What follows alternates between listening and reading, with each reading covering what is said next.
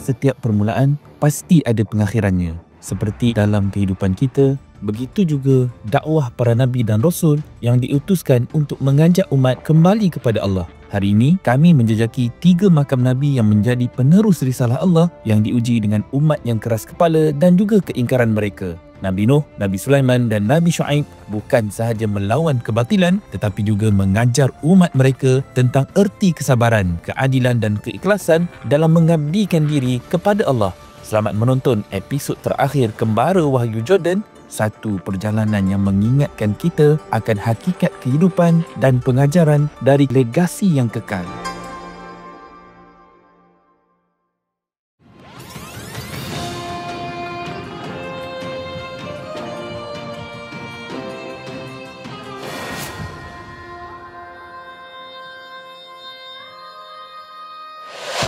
Assalamualaikum warahmatullahi wabarakatuh. Ini Kembara Wahyu. Apa yang kami lakukan adalah apa yang kami nampak, kami baca, kami study, kami lihatkan. Mungkin tak semuanya betul. Anda mungkin memegang informasi yang lebih baik ataupun lebih betul daripada kami. Andai kata ada penambahbaikan dan info-info yang lebih baik untuk kami siarkan dan tambah baik, kongsikan di ruang komen. Sekiranya kami silap, tegur, jangan kecam. Teguran itu mungkin asbab kepada pembaikan informasi yang akan kami buat ke hadapan nanti. Yang baik itu datangnya daripada hidayah Allah, yang buruk itu datangnya daripada kelemahan kami sendiri.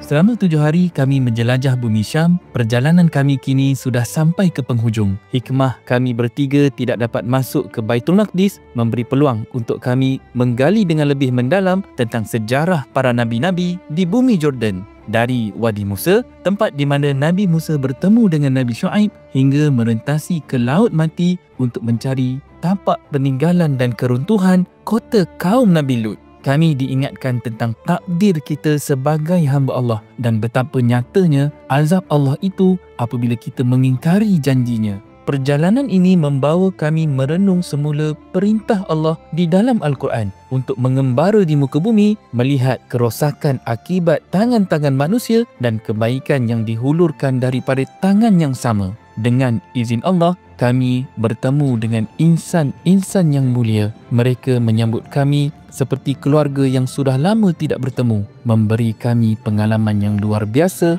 selama berada di bumi Jordan.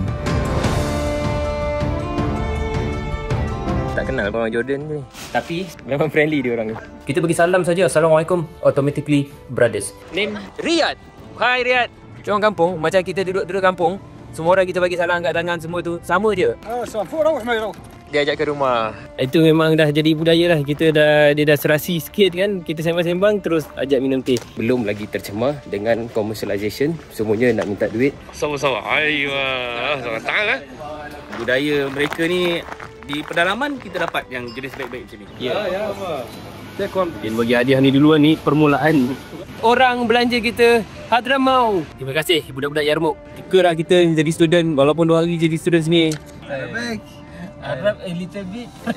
Okay, sebanyak interview kita dengan penjaga dam. Dia make sure kita nak pergi ke destinasi yang betul. Kami bertanya dengan orang tempatan di sini. Dia bawa kita sampai di makam Nabi Daud alaihissalam. Kita dapat pakcik ni. Dia pegang kunci masjid kat dalam. Kelas menceritakan kisah tu daripada awal sampai habis. Sejarah pembinaan masjid ni. Seronok jumpa orang kampung.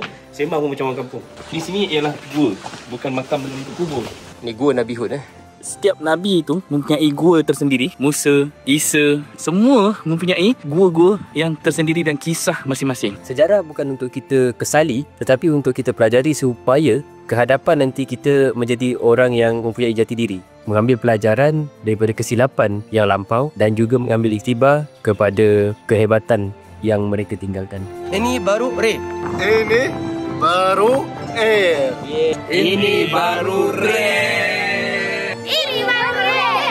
Ini baru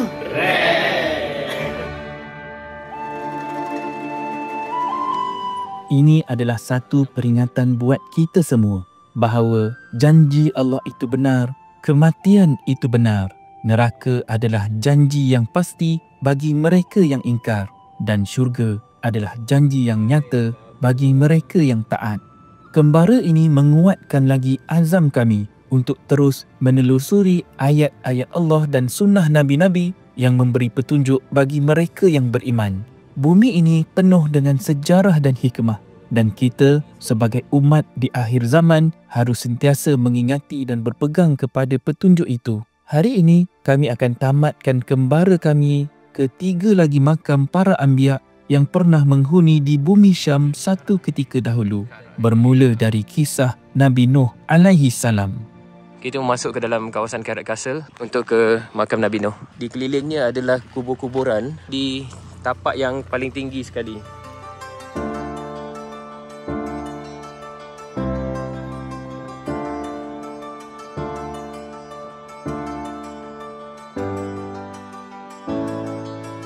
Terus makam Nabi Nuh masih lagi dalam keadaan utuh. Tapi kita tak pasti sama ada ini adalah kubur kerana kebanyakan makam adalah memorial sahaja atas kisah-kisah yang pernah berlaku dalam sejarah hidup seorang Rasul dan Nabi. Kita dah sampai di pekarangan makam Nabi Nuh sekarang ini yang berada betul-betul di atas bukit Karak. Lebih kurang 100 km dari Amman, Jordan. Tapi apa pun dia berkunci di sini dan kita tak dapat nak masuk. Tapi kita boleh nampak ini dia punya kawasan pemakamannya yang sebenarnya dikelilingi oleh kubur-kubur warga tempatan di sini.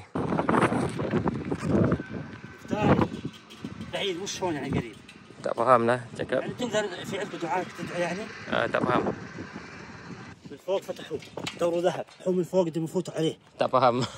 Dia cakap apa tak faham. Nak datang tengok kubur Nabi Nuh. مقام. من وين انتم ما عرفتون؟ من وين؟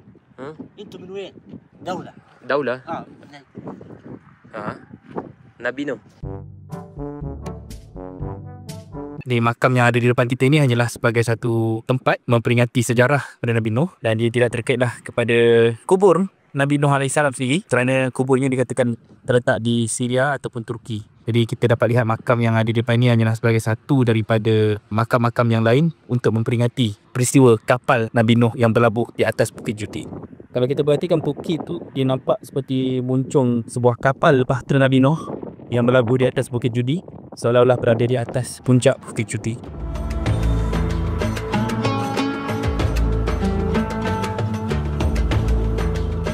Nabi Nuh alaihi salam adalah salah seorang rasul yang diutuskan oleh Allah untuk menyampaikan wahyunya kepada umat yang hidup dalam kekufuran dan penyembahan berhala. Nabi Nuh diutus untuk menyeru kaumnya agar menyembah Allah yang Maha Esa. Namun, kebanyakan dari mereka tetap enggan dan menentang. Mereka hidup dalam kesesatan, menyembah berhala-berhala dan menolak ajaran yang dibawa oleh Nabi Nuh. Selama lebih dari 1000 tahun, Nabi Nuh terus berdakwah kepada kaumnya, namun hanya sedikit sahaja yang menerima seruannya. Yang selebihnya, mereka merendah-rendahkan baginda, bahkan mengejeknya, menganggap Nabi Nuh sebagai seorang yang gila. Mereka berkata, jika Allah mengutuskan seorang rasul, mengapa bukan seorang yang lebih tinggi kedudukannya? Nabi Nuh berdoa kepada Allah agar diberikan jalan keluar. Baginda memohon agar Allah menghancurkan mereka yang sudah tidak lagi menerima kebenaran. Setelah penentangan yang semakin kuat, Allah memerintahkan Nabi Nuh untuk membina sebuah bahtera besar sebagai persiapan untuk menghadapi azab yang akan diturunkan oleh Allah. Ketika bahtera siap dibina, Allah memerintahkan agar hujan turun dengan lebat dan air dari bumi memancur keluar. Air banjir itu menenggelamkan segala-galanya. Nabi Nuh dan orang-orang yang beriman yang bersama dengannya menaiki bahtera dengan selamat. Sementara kaumnya yang kafir dan ingkar tenggelam bersama dengan air bah. Banjir itu berlangsung selama beberapa waktu, menghapuskan segala-galanya kecuali mereka yang berada di dalam bahtera Nabi Nuh. Setelah banjir surut, Allah memerintahkan agar bahtera itu berlabuh di sebuah tempat yang diberkati, dikatakan di atas sebuah bukit yang disebut Bukit Judi. Nabi Nuh bersyukur kepada Allah atas keselamatan mereka dan memohon agar Allah tidak lagi menurunkan azab kepada umat manusia yang tidak beriman. Setelah bencana besar itu, Allah memberikan perintah kepada Nabi Nuh untuk meneruskan dakwahnya dan memberi nasihat kepada generasi yang baru lahir.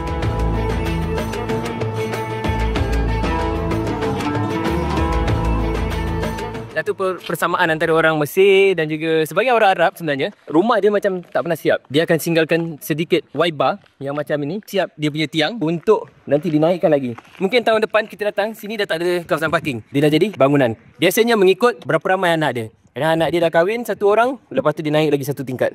Anak dia lagi kahwin seorang, naik lagi satu tingkat. Buat masa ni, tak adalah sampai berpuluh-puluh tingkat lah. Tapi sentiasa bertingkat-tingkat dan akan sentiasa bersiap sedia untuk sebarang penambahan ahli keluarga.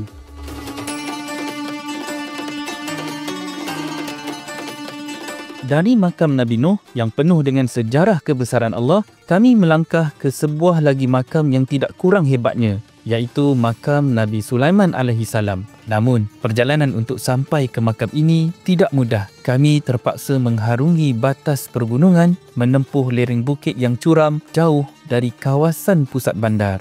Kami disapa kesenian yang mendalam, satu rasa yang membawa kami lebih dekat kepada ketenangan yang hanya dapat ditemukan di tempat-tempat yang penuh keberkatan. Angin dari tanah tinggi ini bertiup lembut, menambahkan lagi ketenangan suasana dan mengingatkan kami tentang kebesaran tempat yang bakal kami tiba.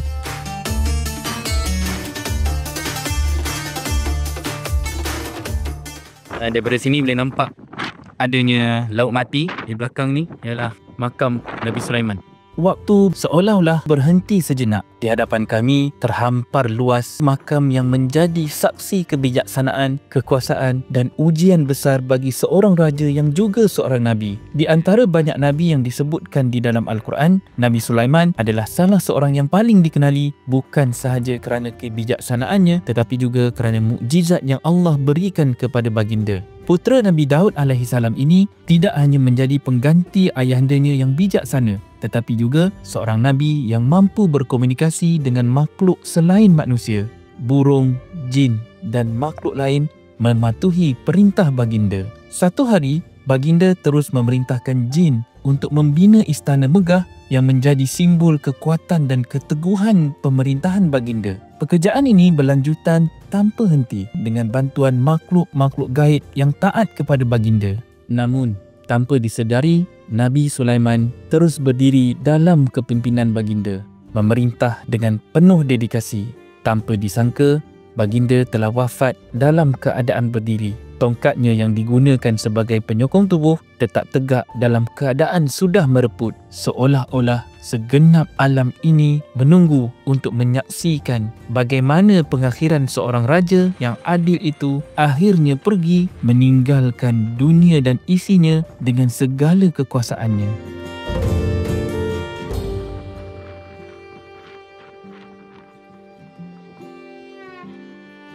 Setelah meninggalkan makam Nabi Sulaiman, kami bergerak menuju ke makam Nabi Shu'aib, seorang nabi yang diutus kepada kaum Madian untuk mengingatkan mereka akan pentingnya kejujuran, keadilan dan integriti dalam hidup. Kaum Madian terkenal dengan kelakuan curang dan tidak adil dalam perniagaan. Mereka sering menipu dalam timbangan dan ukuran, mengeksploitasi orang lain demi keuntungan mereka sendiri. Meskipun begitu, mereka diberi peringatan dan petunjuk yang jelas. Kaum Nabi Shu'aib tetap enggan berubah dan menentang dakwah Nabi. Akhirnya, setelah mereka terus-menerus menolak seruan kebenaran, Allah menurunkan azab yang besar. Kaum Madian dihancurkan oleh gempa bumi yang dahsyat dan mereka musnah dalam sekelip mata.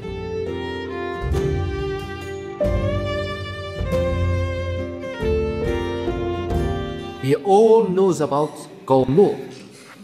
That's why he told them, وَمَا قَوْمُ لُوطٍ مِنْكُمْ بِبَعِيدٍ. So that was the only thing that I didn't mention because I just want to try to approve the location because there's two areas mentioned for Nabiullah alayhi salam, Madian and Al-Aika. So Madian is very far away from this area. So very far away from the Red Sea. But this area very, very close to the Red Sea. So that's why I told you, first he wasn't called Madian, that he was the Bawl Al-Aika. And that in this area on Al-Aika area, he was warning them and reminding them what happened to the people of Nabiullah Lut alayhi salam. Ketika kami berada di sisi makam Nabi Shu'aib, terasa betapa besar perjuangan baginda dalam menegakkan keadilan. Kisah baginda mengingatkan kami untuk sentiasa memelihara amanah, jujur dalam setiap perbuatan dan menjaga hubungan baik sesama manusia. Kita diajar untuk tidak takut berdiri untuk kebenaran meskipun hanya sedikit yang melakukan kebaikan ini. Sebagai umat yang beriman, kita mesti terus berusaha menjadi hamba yang taat dan amanah dalam segala urusan.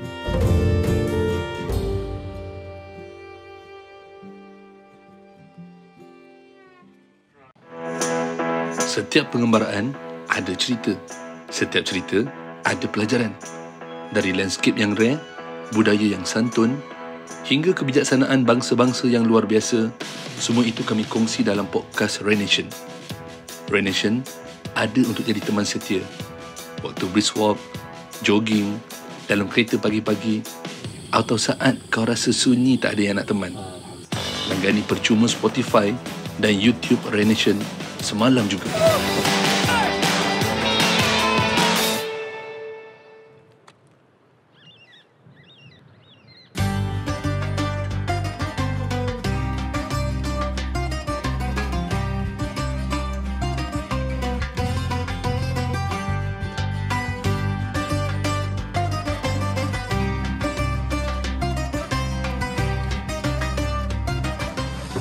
Ni nampak asap-asap tu. Alhamdulillah kita dah selamat sampai dekat Mat'am Mahyudin. Tengok dia punya asap pun memanggil-manggil dari jauh.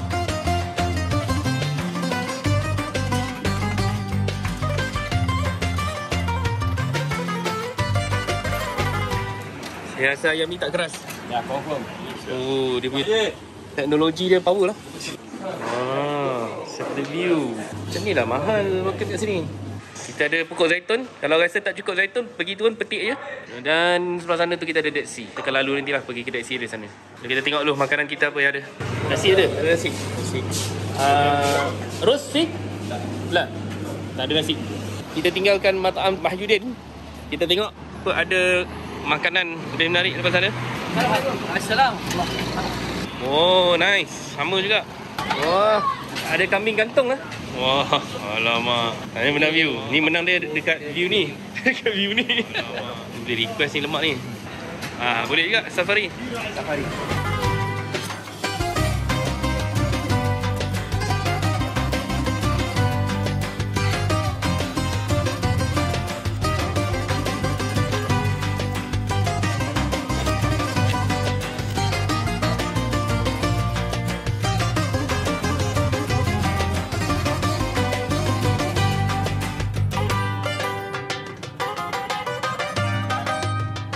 Okay, kita dah sampai dekat Aman Hill. Nak makan kat luar tu panas terik. Kita makan kat dalam kereta. Kat dalam kereta ada aircon. Tapi view cantik. Tak kisah kat sini kan. Makan kat mana-mana, berhenti kat mana-mana, stop kat mana-mana. Layan view kiri kanan. Kalau nak minum kat sini boleh. Kedai kopi dekat belakang sana tu. Ujung sana. Tapi kena bayar lah. Tak ada kentang. Ada. Right. Ni yang paling jahat sekali. Ni paling jahat sekali ni. Silap ini baik. Betul, jahat tu. Dia bungkus dalam tu. Oh, dia saja request bungkus dalam roti. Ya Allah. Nampak tu. Ini kejahatan nombor satu ni. Kejahatan yang luar biasa. Goyang-goyang tau.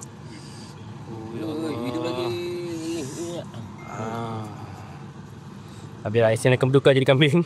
Nak rasa juga. Kau shoot je. Tak boleh lah, tak tahan lah. Buat dia goyang-goyang dia. Ya Allah. Ni lemak tau. Harga dia satu cocok 1 dinar. Memang power lah rasa dia. Korang dah tengok dah ayam tu golek-golek dia macam mana kan. Tapi kalau kita tunjuk makan nanti korang terliu kan. Balik kita makan dulu.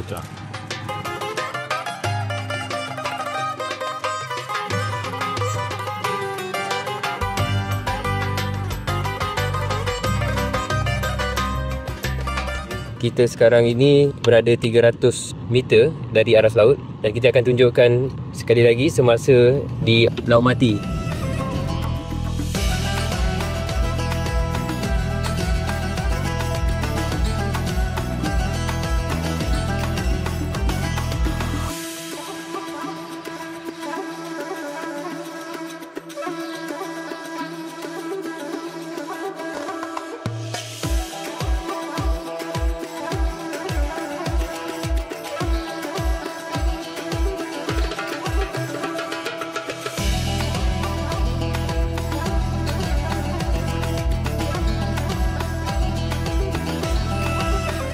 Meter lagi dah on 0 meter elevation.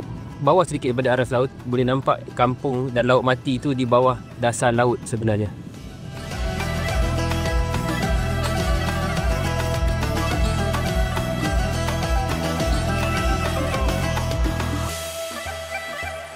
km lagi untuk sampai ke Dead Sea, laut mati. Tetapi ini tempat saya berdiri ini adalah sea level. Masih ada 18 km menurun lagi. Dia begini ya. Mediterranean Sea punya sea level. Ini kita sekarang ni, you are here. Dan kita akan masuk lagi ke dalam sampai ke Dead Sea. 436 meter di bawah parang laut. Dia punya dasar Dead Sea ni. Asal dia air Dead Sea ni adalah sepenuh ini. Selepas inlet dia terputus, dia mula surut sedikit demi sedikit sehingga sekarang level dia begini. Dan dijangka dalam 20 ke 30 tahun akan datang, level dia akan kering.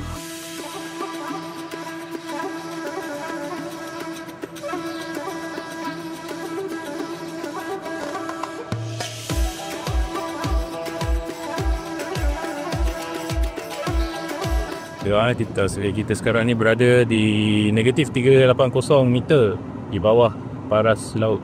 Di kawasan ni pun dah masih dah jadi darat dah, sebabkan paras dasar Dead Sea semakin mendalam, jadi air laut semakin ke dalam lah.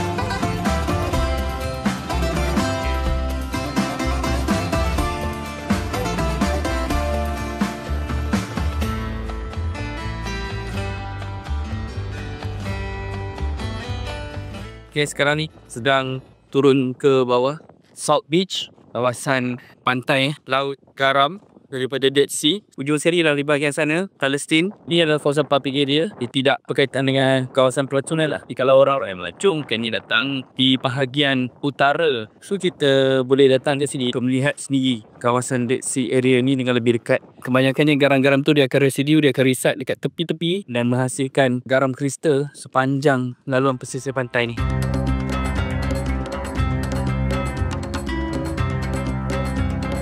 Jadi saya nak kongsikan sedikit bagaimana terbentuknya lembah Jordan ini. Bermula daripada zaman Miocene, yang mana plat tektonik Arab dan juga plat tektonik Afrika mula berlaku satu proses yang dipanggilkan rifting. Dua plat tektonik ini akan bergerak menjauhi antara satu sama lain. Dan ini berlaku disebabkan oleh pergerakan mantle di bawah lapisan kerak bumi, yang mana berlaku satu convection di bawah permukaan bumi itu yang menolak menggerakkan plat tektonik. Jadi apa yang berlaku, convection itu telah menolak plat tektonik Afrika dan juga plat tektonik Arab ke menjauhi satu sama lain. Disebabkan itu berlakulah pendalaman kawasan tersebut. Jadi air laut daripada Red Sea mengalir masuk ke kawasan lembah Jordan. Setelah proses rifting tu berlaku, ada sedikit perubahan dari segi arah di mana plate tadi tu bergerak dan dia telah menutup di bahagian selatan lembah Jordan ini. Lalu terputuslah air laut daripada Red Sea, dan apa yang ada di dalam Red Sea sekarang adalah bakinya saja. Plate tektonik ini sentiasa bergerak. Over time, parah air laut Dead Sea ini akan makin dalam, makin dalam, makin dalam. Yang itu kita tengok sini adalah dikatakan lowest place on earth, sebabkan air laut tu semakin dalam lah. Dikatakan paras laut menurun sekitar 3 kaki setahun. Dia agak banyak lah. Maksudnya dalam masa 3 tahun dia akan turun 1 meter.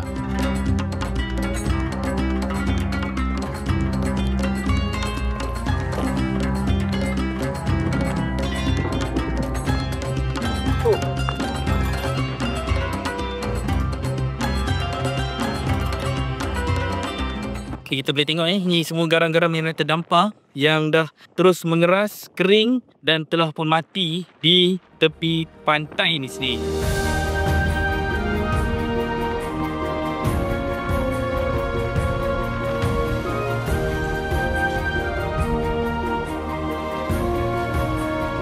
Dia dah sampai dekat sisi pantai Laut Mati. Ini memang banyak garam, penuh dengan garam, semuanya adalah garam. Ini bukan pasir, bukan pasir pantai yang biasa. Kristal garam Terbentuk daripada penjejatan air laut. Cuma saya tak beranilah nak rasa. Confirm, ini bukan batu.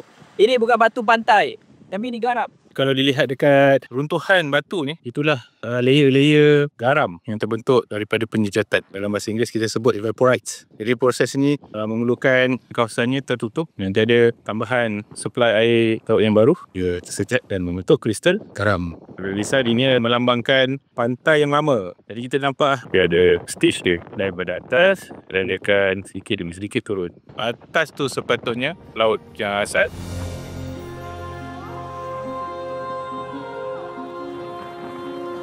Di tepi Laut Mati, kami merasakan sendiri betapa bumi yang kaya dengan garam ini berbicara tentang keangkuhan dan kebejatan kaum Nabi Lut. Allah menurunkan azab yang tidak pernah dilihat sebelumnya, menghancurkan kaum yang penuh dengan dosa ini. Melihat air yang sangat masin ini, kami merasa sangat ngeri. Tidak ada lagi tanda kehidupan. Begitu banyak yang telah hilang, begitu banyak yang telah musnah. Tapi tidak ada tempat lagi untuk kemungkaran yang berterusan. Sambil kami berdiri di sini, di pantai yang sunyi, kami diingatkan untuk sentiasa bersyukur dan menjaga diri agar tidak tergelincir seperti kaum yang dahulu. Sungguh, setiap tempat ini memberi kita peringatan. Ingatlah, azab Allah itu pasti datang bagi mereka yang enggan mendengar peringatannya.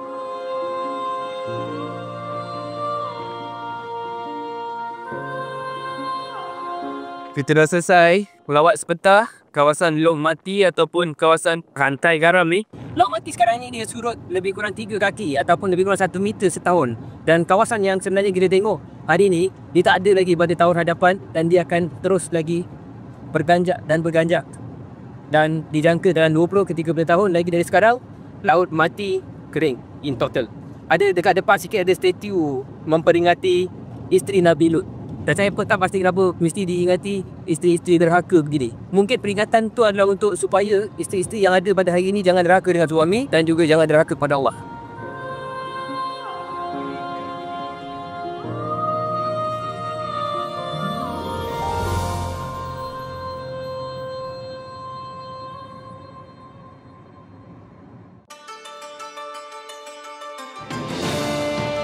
Kembaru Wahyu akan kembali untuk Ramadan 2026 membawa lebih banyak ilmu dan pengajaran dalam misi madrasah umum yang mendidik jutaan penonton. Rai TV menjemput penaja-penaja korporat yang berminat dan individu untuk menyokong Kembaru Wahyu untuk visibility dalam penjanamaan atau sekadar menjadi penyumbang. Sertai kami dan jadi penaja untuk Kembaru Wahyu musim 2026.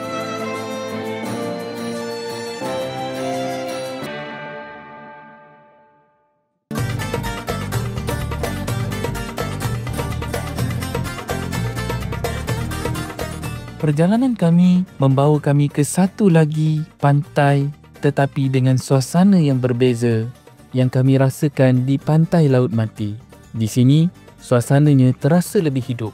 Laut yang tadinya kelihatan mati, kini hidup dengan riuhnya masyarakat Badui yang menjalani kehidupan dengan cara yang penuh kesederhanaan. Mereka tidak lagi mencari kemewahan tetapi mencari rezeki yang halal dengan membawa pelancong menaiki unta dan kuda. Memperkenalkan kami dengan melihat di sekeliling pantai Laut Mati ini. Ada unta. Ingin kita cari. Di Laut Mati kita boleh naik camel. Yes, itu dia camel yang kita akan naik. Which one? This one? Okay, last saya naik unta dulu waktu dekat Morocco dulu. Tu dia macam tu dah. Naik unta. Best juga naik unta ni sebenarnya. Kena pegang ni. Kena sentiasa pegang. Macam tu dah perasaan dia bila naik camel. Dia akan bawa kita berjalan. Saudara-saudari semua, saya berada di atas unta untuk ambil routing di tepi Laut Mati. Doakan saya selamat pasal unta ni tinggi. Kalau kuda tak gaya sangat. RM1. RM1. Okay. Not bad. Terasalah jadi orang Arab. Allah, jadi orang Arab. Kena naik unta. Unta ni nampak sihat sikit. Dulu pernah tengok unta dekat Dubai. Dia punya unta dia macam sakit. Lutut pun merah-merah. Yang ni nampak sihat. Berani sikit nak naik. Tips dia duduk kena relax. Kaki kena relax. Oh, shower dia macam tu. Kalau nak shower, mandi je kat sini. Lepas tu bayar shower. Tapi macam open je. Ni apa? Ngimpit. Apa race macam ni? Tak okey. Macam ni. Tak bagus ni, race macam ni. Dia ngimpit-ngimpit. Aku pun rasa macam tu gatal lain macam macam ni. So nak ngimpit je daripada tadi. Kita lah jadi bangsa. Dua orang sebelah ni tak habis-habis. Nak persuade kita tukar naik horse pula. Daripada mula tadi sampai sekarang dia duk ikut je supaya kita tukar. Ni beli atas jualan orang lain ni. Mana boleh. Kita sedang menuruni kawasan Laut Mati dengan menggunakan camel. Oi, makan je kerja kau. Pantang nampak rezeki depan mata. Uncle, water? udah kan sih? Ya.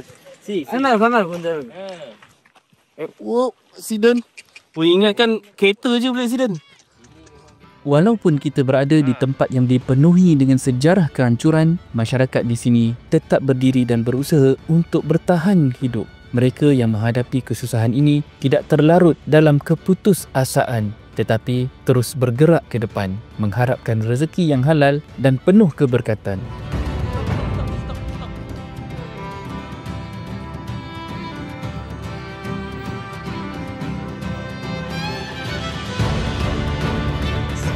Okey, sudah selamat sampai dekat kereta kita. Pusing semua kawasan ni. Di tengah-tengah panorama Laut Mati ini, kami menyedari bahawa kehidupan ini penuh dengan dualiti. Ada yang mati dan ada yang hidup. Ada yang tenggelam dalam kemusnahan dan ada yang bangkit. Di tengah-tengah kesulitan, selalu ada jalan keluar. Dan di tengah-tengah kehancuran, selalunya ada peluang untuk memperbaiki diri dan terus bergerak ke hadapan. Begitulah kehidupan seperti yang diperlihatkan di sini, di Laut Mati. Satu simbol hidup yang tetap berjalan walaupun di tengah-tengah ujian yang berat.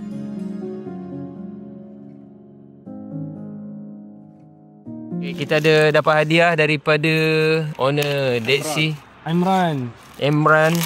Mozaik ni mozaik khas yang dibuat menggunakan dia punya limestone Dead Sea. Warna dia tak akan lentur. Semua dia tak italik ke? Batu asli ya. Batu asli. Batu asli. Dia bukan colour. Yes. Ini adalah marble. Sama Ray TV. Brother, come here. Come here. Sudah sam. Ya. Okay. Kau ambil gambar dengan Ini baru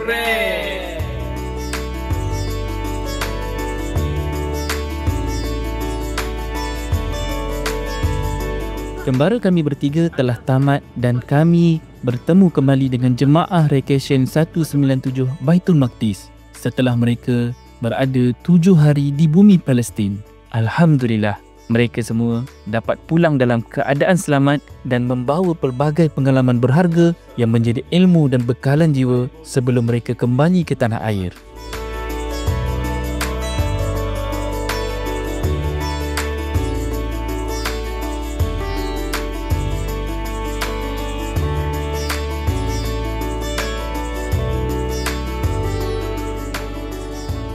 Terima kasih. Minta maaf apa yang kurang. Bye. Baru balik daripada Israel. Dah balik Malaysia dah. Kita jumpa lagi semua. Assalamualaikum. Tujuan utama saya menyertai Kembara Wahyu sebab saya tahu saya tak dapat pengisian yang sehebat Ustaz Syauqi bagi. Sambil kita berjalan, kita perlukan pengisian tu. Sepanjang Kembara Wahyu ni di Jordan memang sangat-sangat best. Bila kita pergi melawat makam Nabi ni, makam Nabi tu kan, saya ingat selama ni makam tu ada dia punya jenazah. Tapi bila dah di-share baru tahu it's just makam ni is memorial, peringatan, dan saya rasa satu ilmu. Walaupun mungkin orang ingat benda tu kecil je, tapi sebenarnya besar. Trip ni bukan saja pergi melawat, tetapi dia penuh dengan perkongsian daripada Ustaz Syauqi dan Kapten Saiful Nang lah. Dia dibantu oleh Khairul. Penat tu ada, penat dari segi pergi banyak tempat lah, tak ada peluang masa lah. Lepas tu dia punya perkongsian dalam bas, dekat tempat makan, dekat site, memang penuh lah. Pada saya, dia tak ada pengalaman manis, tapi adalah pengalaman yang bernilai. Dia melebihi pada yang manis. Tapi dia sangat-sangat menilai lah bagi kami. Kita boleh menggali sejarah-sejarah Islam Nabi-Nabi kita yang terdahulu dan bagaimana mereka berdakwah lah untuk menaikkan agama Islam. Lepas tu kita tahu macam mana juga sejarah kejatuhan Islam. Dia satu pembukaan minda. Ada rasa macam keinsafan, penyesalan 56 tahun yang lepas. Jadi saya rasa macam kita cuba baiki hidup kita lah. Perjalanan tu jauh, tapi kita rasa jauh tapi dia dekat.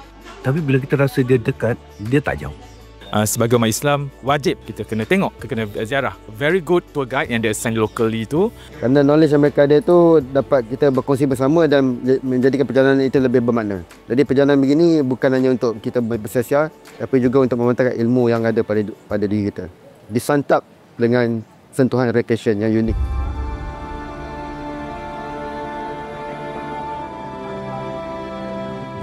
Alhamdulillah, misi kita selama seminggu di Jordan untuk kita menjejaki semula sejarah-sejarah yang hampir telah dilupakan oleh generasi muda. Kita cuba layoutkan dalam Ray TV Kembara Wahyu. Tapi perjalanan ini tak berhenti di sini kerana kami baru saja dapat cara bagaimana untuk kita merintis masuk ke Syria, ke Mesir dan juga Saudi Arabia untuk pergi melihat sendiri dan bercerita tentang sejarah yang ditinggalkan ini. Bukan setakat negara Arab saja, Kembara Wahyu juga boleh persiaran di Switzerland, New Zealand, asalkan kita akan terlihat kesan daripada wahyu yang digunakan yang membawa kebaikan kepada manusia. Bukankah kita selalu katakan yang baik itu datang daripada Allah, yang buruk itu kelemahan manusia itu sendiri. Jadi apa yang baik yang terlaksana di negara manapun, itulah dari wahyu Allah.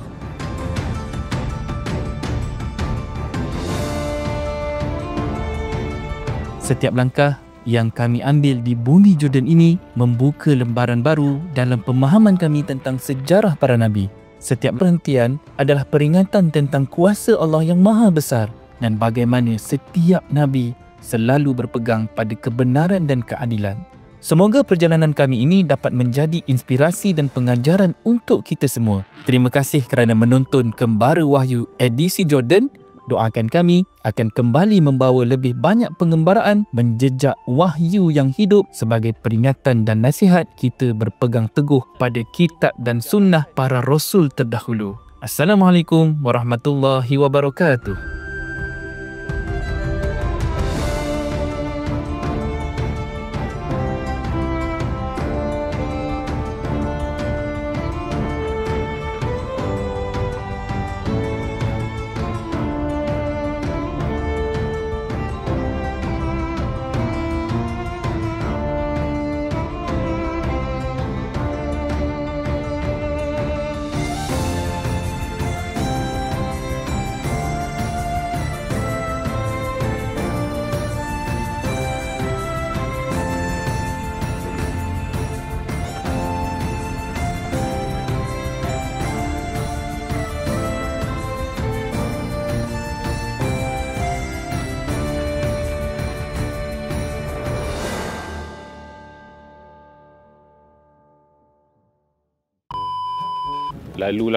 Lalulah maaf. Okey. Dan berlaku di position ataupun di posisi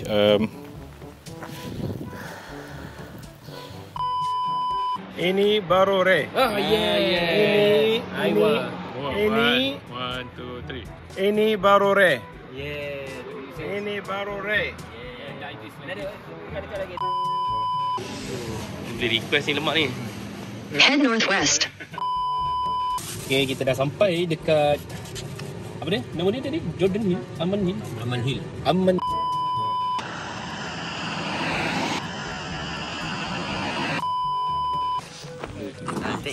Yes. Okay. Oh. Okay. Video this. Okay. Yes. Okay. Okay. Negara mana pun itulah dari wahyu Allah. Teng teng teng teng teng teng teng teng teng teng teng teng teng teng teng.